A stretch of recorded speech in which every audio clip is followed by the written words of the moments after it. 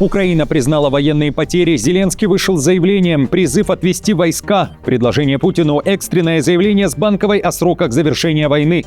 Оборонный комитет Верховной Рады идет против Зеленского. Призвали не лгать про кофе в Крыму и контрнаступе. Предупреждение украинцам об арестах и госизмене. Новый виток отношений Россия и Украина довольны составом делегации на переговорах в Абу-Даби. Кто кому симпатизирует?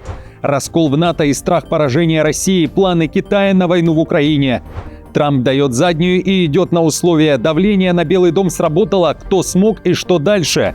Громкий финал. Конец договору о стратегических наступательных вооружениях. Россия и США хоронят важный документ. Реакция Москвы и Вашингтона.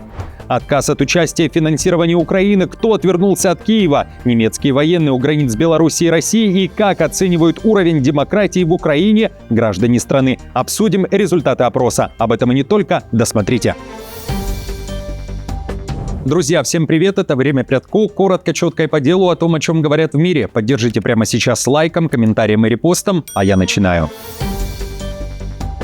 Чехия, Венгрия и Словакия отказались участвовать в новой схеме финансирования Украины, но остальные страны ЕС пошли дальше без них. Евросоюз утвердил правовую базу для кредита Украине на 90 миллиардов евро на 2026-2027 годы на бюджет и оборону. Решение принято через механизм усиленного сотрудничества. Первую выплату планируют уже в начале второго квартала этого года. Деньги будут привлечены за счет заимствования ЕС и обеспечены бюджетом Союза, говорится на сайте Европейского Совета. 30 миллиардов евро направят на макрофинансовую поддержку, еще 60 миллиардов на оборонную промышленность и закупку вооружений. Возврат кредита возможен только после выплаты России военных репараций Украине, говорится в заявлении, что уже трактуют как то, что платить придется именно России. Погашение кредитов станет обязательным только после того, как Россия выплатит Украине военные репарации.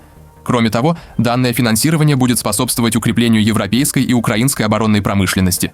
Сегодняшнее решение было принято в рамках процедуры усиленного сотрудничества с участием 24 государств-членов ЕС.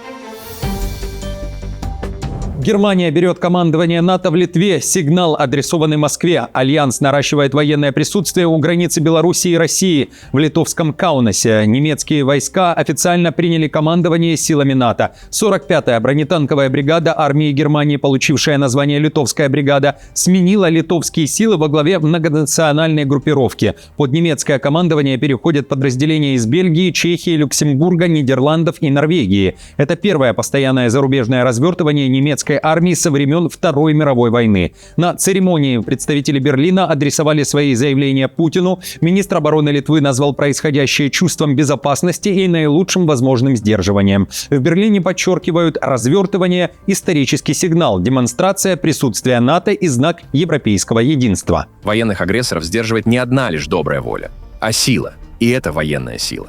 Россия на протяжении многих лет применяет военную силу. Мы наблюдали это систематическое наращивание возможностей. И поскольку мы понимаем эту реальность, мы должны сделать все, что в наших силах, чтобы такая сила никогда не стала жизнеспособным вариантом. Отказ от территории – то, что раньше казалось немыслимым, а теперь ради мира ситуация меняется. Украинцы допускают отказ от земель в пользу России. Об этом пишет Нью-Йорк Таймс. В материале говорится, что опросы, которые проводятся внутри страны, указывают на растущее принятие территориальных уступок. Далее цитата: «Среди уставшего от войны населения, лишь при условии, что Украина получит жесткие гарантии безопасности». Конец цитаты. Для украинцев важны именно гарантии безопасности, которые могут защитить от новой войны и наступления России, пишет издание. Однако аналитики считают, что сдача Донбасса может расколоть украинское общество и ударить по имиджу Зеленского. А если не будет гарантий безопасности, то спустя время приведет к новому столкновению. Отказ от Донбасса может расколоть украинское общество, считают аналитики. Он также может изменить наследие Зеленского. От героического лидера, защищавшего государство, к человеку, допустившему российскую оккупацию территорий, находившихся под контролем Украины, где сейчас проживает около 190 тысяч человек.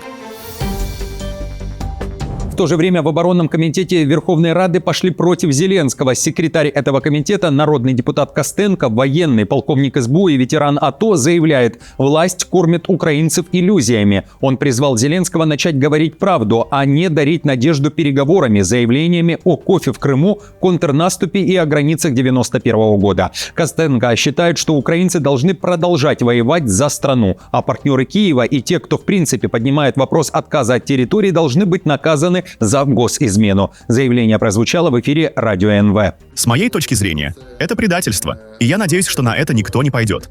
И это предательская позиция НАТО, если они действительно пытаются нас убедить в том, что мы должны отдать территории. Еще раз скажу, это и их унижает, и я не знаю, кто у нас пойдет на эту конкретную измену. Потому что сдача украинских территорий и украинских людей – это государственная измена непосредственно. Поэтому все должны понимать, что все, кто даже думает об этом, будут отвечать. И вновь наша любимая рубрика «Опросы». На этот раз Киевский международный институт социологии публикует данные о доверии к Зеленскому. Итак, по данным КМИС, в конце января 2026 года 61% украинцев доверяют Зеленскому, тогда как 33% не доверяют. Баланс доверия остается положительным, однако эксперимент с анонимным методом показал, что реальный уровень доверия может быть ниже – около 53%. Социологи объясняют это тем, что часть респондентов демонстрирует государственную лояльность, поддерживая Зеленского в условиях войны, даже критикуя его решения. При этом отношение к власти в целом остается противоречивым. 48% считают, что среди нынешних руководителей есть профессионалы, а 42% уверены, что после войны никто из нынешней власти не должен оставаться. Отдельный блок опроса был посвящен состоянию демократии в стране. 36% считают, что в условиях войны демократии в Украине ровно столько, сколько допустимо, а 16% полагают, что ее даже слишком много. В то же время 35% украинцев уверены, что демократии сейчас недостаточно. И вот почему. Наиболее часто опрошенные связывали нехватку демократии с невозможностью критиковать власть и ограничением свободы слова – 19%, деятельностью территориальных центров комплектования – ТЦК – 17%, тем, что интересы простых людей не учитываются и что обычные граждане не защищены – 16%, беззаконием, нарушением законов и превышением полномочий со стороны власти – 15%, а также коррупцией – 15%. Вы часто спрашиваете, где публикуются эти опросы и как их проводят. Зайдите на сайт Киевского международного института, там указана вся информация. И, конечно же, напишите свои мысли по поводу этих данных. Изменение тона и фона. Россия и Украина начинают договариваться. Решающая неделя для Киева и Москвы. Стороны начали вести себя конструктивно. Так, о ходе переговоров сообщают американские источники издания «Политика». Конструктивно – слово, которое в последнее время звучит очень часто. В материале уточняют, что раньше переговоры напоминали, далее цитата, «выдергивание зубов без анестезии». Сейчас же все изменилось. Это связано с изменениями в составе переговорных групп, говорит американец-республиканец, который консультировал Киев. Он уточняет, что сейчас нет Ермака, а новые фигуры – Буданов, Умеров и Арахами – люди, которые нравятся российской стороне. При этом США считают, что остается всего несколько месяцев до завершения войны. Я замечаю, что с тех пор, как Давид подключился к переговорам, взаимодействие с российскими переговорщиками заметно улучшилось. Думаю, это потому, что они уважают его, особенно Давида, и видят в нем человека, живущего в реальности и готового к компромиссам, пояснил эксперт. Я с осторожным оптимизмом считаю, что у нас есть разумный шанс завершить этот конфликт весной.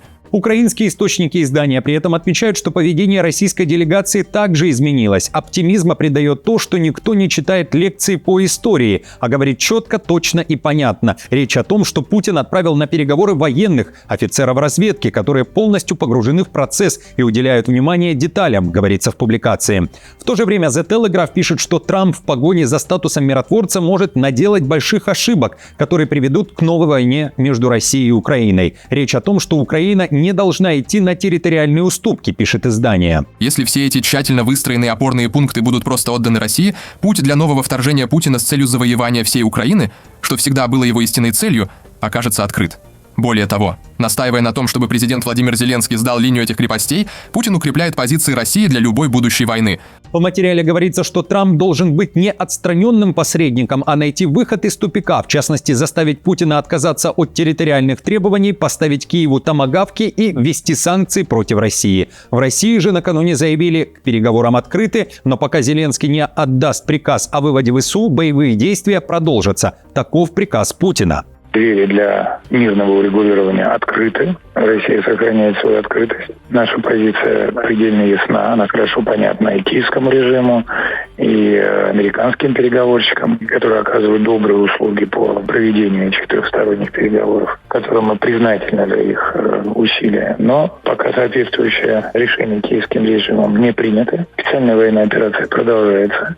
5 февраля, напомню, продолжаются переговоры между Россией и Украиной. Вчерашний раунд диалога был позитивным, заявили в Киеве. Российская сторона была представлена на высоком военном уровне. Работа была содержательной и продуктивной, с ориентацией на конкретные шаги и практические решения. США же заявили, что стороны действительно продвинулись вперед за последний год, но нерешенные вопросы все еще остаются. Если сравнить перечень нерешенных вопросов, который существовал на этот момент в прошлом году, и тот, который остается сейчас, он значительно сократился. Это хорошая новость. Плохая новость заключается в том, что именно эти оставшиеся вопросы самые тяжелые, а война тем временем продолжается. Заявление Зеленского о сроках завершения войны, потерях Украины и обращение к Путину. Боевые действия могут утихнуть уже к концу этого года. Об этом Зеленский заявил в интервью французскому телеканалу «Франс-2». Киев озвучивает потери. За практически 4 года большой войны ВСУ потеряли 55 тысяч военных погибшими. Зеленский уверяет, речь идет и о кадровых военных, и о мобилизованных. При этом уточняет, еще большое количество военных числятся пропавшими без вести. Данные при этом он не озвучил. Он также считает, что если Украина проиграет, то потеряет независимость, но этого не произойдет, говорит Зеленский. Унижение Европы он назвал интересом Путина, который, по его мнению, боится только Трампа. На взятие 20% Донецкой области, которые сейчас обсуждаются на переговорах, России понадобится еще 2 года и 800 тысяч военных убитыми, заявляет Зеленский. При этом в этом же интервью он говорит, Украина готова к уступкам, но Путин также должен пойти на условия. Зеленский призвал отвести войска России. Киев при этом также готов отвести ВСУ, но в рамках особых договоренностей, которые должны выполнить обе стороны, и озвучил другие предложения для Путина. Если говорить о замороженном конфликте, чего я никогда не хотел, но если мы заморозим линию фронта и сохраним наши нынешние позиции, это уже будет огромной уступкой с нашей стороны. Некоторые сегодня предлагают действовать так, будто мы выбираем блюдо в ресторане. Вот что вам предлагают. Но это абсолютно неверно. Речь идет об уступках с обеих сторон. России нужна пауза. У них есть проблемы, о которых я вам говорил. Если мы говорим, например, об экономической зоне, нашим военным придется отступить. Но и россияне должны сделать то же самое. Если мы говорим о демилитаризованной зоне, мы должны контролировать свою сторону, а они свою. Но между нами должна быть международная сила разъединения, международное присутствие. Китай не спешит останавливать войну в Украине, и на это есть 2 холодные причины. Об этом сообщает Sky News. Несмотря на то, что Пекин выступает за диалог, КНР выгодно, что война раскалывает НАТО и ломает прежний мировой порядок, уточняет Sky News. Эксперты говорят, что международная система разбивается об Украину, и Китай готов с этим мириться. А во-вторых, Пекин не хочет поражения России, но и не стремится к полной победе Путина. Они не стремятся увидеть Путина победителем, но и не хотят видеть Путина униженным, и они не хотят, чтобы Путин оказался настолько унижен, что в России произошла революция, и страна стала глубоко нестабильной. Накануне между Москвой и Пекином состоялась видеосвязь. Путин и Си обговорили пути взаимодействия. Каждый отметил, что отношения развиваются в правильном направлении. Центральное телевидение КНР сообщает, что Китай заинтересован еще активнее развивать экономические связи с Москвой. Путин же считает, что внешнеполитическая связь между Москвой и Пекином остается важным стабилизирующим фактором в мире. После видеоконференции Путина и Си срочный звонок поступил в Пекин и из Вашингтона. Трамп заявляет, что обсудил много тем, среди которых и война в Украине. Отношения с Китаем, а также мои личные отношения с председателем Си, находятся на исключительно хорошем уровне. И мы оба понимаем, насколько важно сохранить их именно такими. Я считаю, что в течение следующих 3 лет моего президентства будет достигнуто множество позитивных результатов, связанных с лидером Си и Китайской Народной Республикой. Экстренное обращение к Белому дому. Союзники требуют от Трампа уступить, и он идет на условия. Переговоры США и Ирана по ядерной программе в последний момент удалось спасти после экстрасрочного давления арабских лидеров на Вашингтон, пишет Axios. Сразу 9 стран Ближнего Востока на высшем уровне уговорили администрацию Трампа не срывать встречу, опасаясь военного сценария. В итоге переговоры состоятся в Омане, как требовал Иран, хотя изначально США настаивали на Стамбуле. Формат резко сузили. Вместо многостороннего диалога только двусторонние переговоры по ядерному вопросу, хотя изначально в прессе появлялись сообщения, что переговоры сорваны. Они попросили нас провести встречу и выслушать то, что иранцы хотят сказать. Мы сказали арабским странам, что проведем встречу, если они на этом настаивают. Но мы очень скептически настроены, сказал один американский чиновник. Несмотря на согласие Трампа говорить с Ираном, он по-прежнему отправляет сигналы в Тегеран с намеками на угрозы верховному лидеру Хаменеи. Должен ли верховный лидер Ирана сейчас беспокоиться? Я бы сказал, что он должен быть очень обеспокоен. Теперь все решится в Маскате, однако в регионе опасаются, что провал переговоров может привести к резкой эскалации и все же военному столкновению. В МИД Ирана подтвердили встречу с американцами. Переговоры по ядерной программе с Соединенными Штатами запланированы к проведению в Маскате примерно в 10 часов утра в пятницу. Я благодарен нашим оманским братьям за то, что они обеспечили все необходимые условия. Громкий финал. 5 февраля пришел конец договору о стратегических наступательных вооружениях, который считается важнейшим российско-американским соглашением. Последние 15 лет он давал определенные гарантии в военно-ядерной сфере. Россия заявила, что больше не считает себя связанной какими-либо обязательствами и предупредила о готовности к решительным военно-техническим мерам, однако уточнив, что Москва планирует действовать ответственно и взвешенно. Соединенные Штаты признали окончание договора, при этом Дональд Трамп заявил, что если он истекает, значит он истекает, пообещав в будущем лучшее соглашение.